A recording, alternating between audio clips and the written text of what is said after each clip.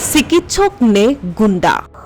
ৰাজপথত চুৰি লৈ এম্বুলেন্স কৰ্মীক আক্ৰমণৰ চেষ্টা চিকিৎসকৰ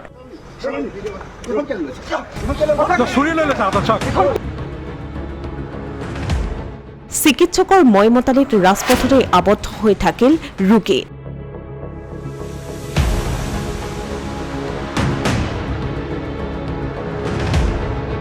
এই দৃশ্য যোৰহাটৰ জগন্নাথ বৰুৱা মহাবিদ্যালয়ৰ সন্মুখৰ ৰাজপথৰ পুৱাই এই স্থানত সৃষ্টি হ'ল অপ্ৰীতিকৰ পৰিস্থিতিৰ দৰাচলতে পুৱা মৰ্ণিং ৱাকৰ বাবে এই স্থানত ৱাকিং জোন কৰা হয়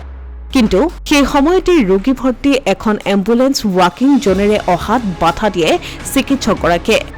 এম্বুলেন্সখন ৰাজপথতে ৰখাই প্ৰথমে প্ৰশ্ন আৰু তাৰ পাছত এম্বুলেন্স কৰ্মীজনক আক্ৰমণৰ চেষ্টা চলাই চিকিৎসকগৰাকীয়ে যোৰহাটৰ এই বিশিষ্ট চিকিৎসকজনৰ নাম নাৰায়ণ বৰদলৈ সামাজিক মাধ্যমত বৰ্তমান ভাইৰেল চিকিৎসকজনৰ কৰ্মকাণ্ড ইমানে হেল্থ কনচিয়াস চুৰি ওলালে তো মানুহক মাৰিবলৈ কাটিবলৈ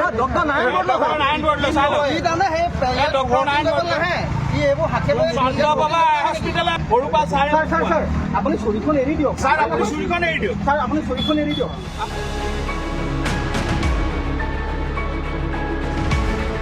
আমাৰ মাৰাথনৰ যেটো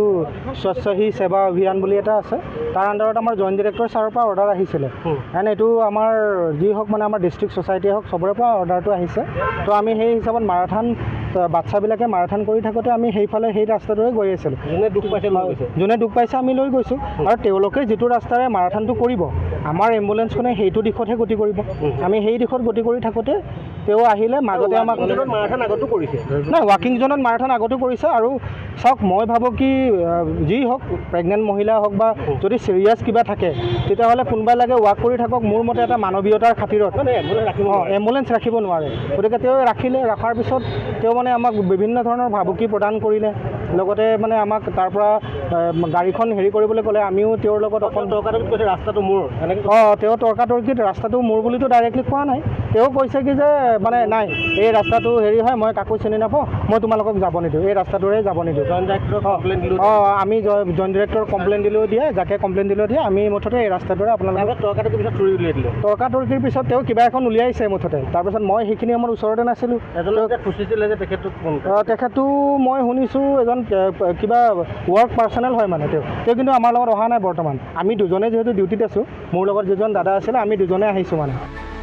চিকিৎসক এম্বুলেন্স কৰ্মীৰ এই তৰ্ক বিতৰ্কৰ মাজত আবদ্ধ হৈ থাকিল ৰোগী